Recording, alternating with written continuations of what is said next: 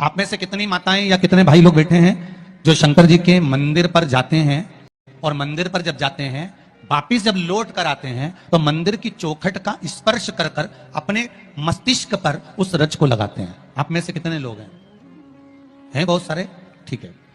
अब जितने लोगों ने हाथ उठाया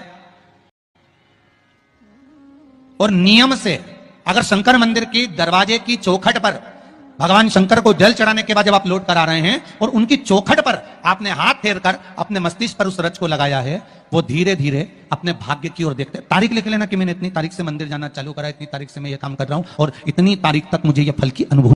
फल होता है, एक शमी के पुष्प में वो भाव होता है, एक शमी के पुष्प में वो आनंद होता है कि महामृत्युंजय के अनुष्ठान का, महामृत्युंजय मंत्र के बल का एक आनंद सुख हमें तुरंत प्रदान कर दे, तुरंत।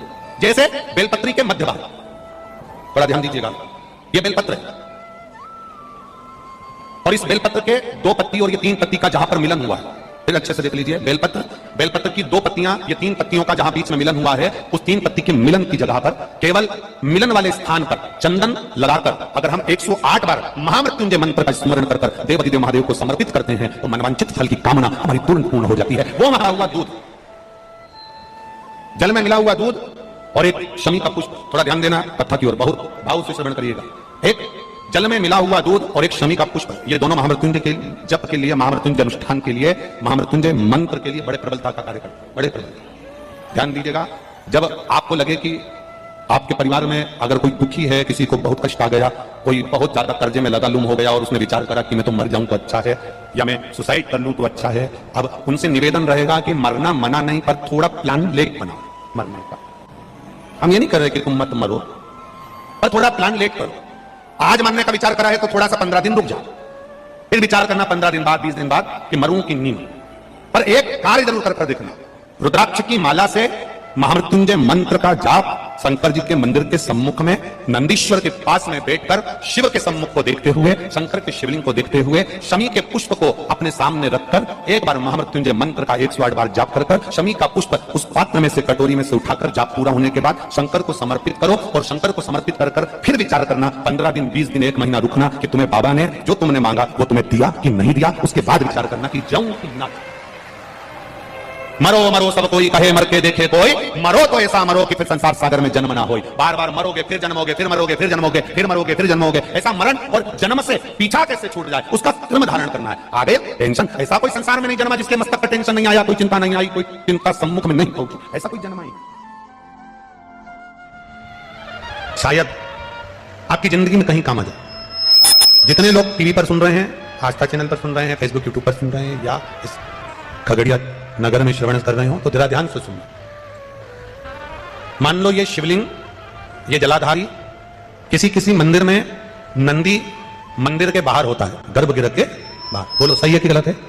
अब जरा समझ लेने से हैं, किसी किसी मंदिर में नंदी जो मंदिर अंदर का होता है गर्भगृह, उस गर्भगृह से बाहर होता है। किसी किसी मंदिर में नंदी का जो शिवलिंग होता है भगवान का, उसके सामने जो जलाधारी होती है नंदी उसके सामने होता है। बोलो करें दर्शन? किसी किसी मंदिर में नंदी, शंकर भगवान में मंदिर में अगर छोटी जगह है तो साइड में भी नंदी हो जाता है, करें दर्शन? कहीं कहीं शिवलिंग है, जलाधारी है, सब कुछ है, गणेश जी नहीं है, कार्तिकेय जी नहीं है, पार्वती जी नहीं है, केवल शिवलिंग है, जलाधारी है और नंदी है, करें दर्शन? किसी किसी मंदिर में केवल शंकर भगवान का स्वरूप विराजमान है, शिवलिंग विराजमान है, नंदी नहीं है। तो शिव महापुराण की कथा यहां वर्णन कर रही है, उसको जरा समझिएगा। शिव पुराण कहती है, भगवान शंकर का चरित्र कथा है, शिव तत्व कहता है कि जिस मंदिर में नंदी जहां विराजमान, जिस जगह पर विराजमान है, सामने बैठा हो, गर्भगृह के बाहर बैठा हो या तिरछे में बैठा हो, या शिवलिंग जिस भाव से विराजमान है, आप अपनी जो आराधना कर रहे हो, आप अपनी जो भाव से पूजन कर रहे हो, आराधना कर रहे हो, सेवा कर रहे हो, उसमें तुम्हारे भीतर यह भेद नहीं आना चाहिए कि इस मंदिर में नंदी तो बाहर है ही नहीं तो मैं पूजन कैसे करूं, इस मंदिर में तो नंदी सामने बैठा है तो मैं पूजन कैसे करूं, इस मंदिर में नंदी तिरछा बैठा है तो मैं इसकी पूजन कैसे करूं, इस मंदिर में तो पार्वती जी नहीं है, गणेश जी नहीं है, सदानंद कार्तिकेय जी नहीं है तो मैं पूजन कैसे करूं। शिव महापुराण की कथा कहती है, भाव हमारे भीतर नहीं आना।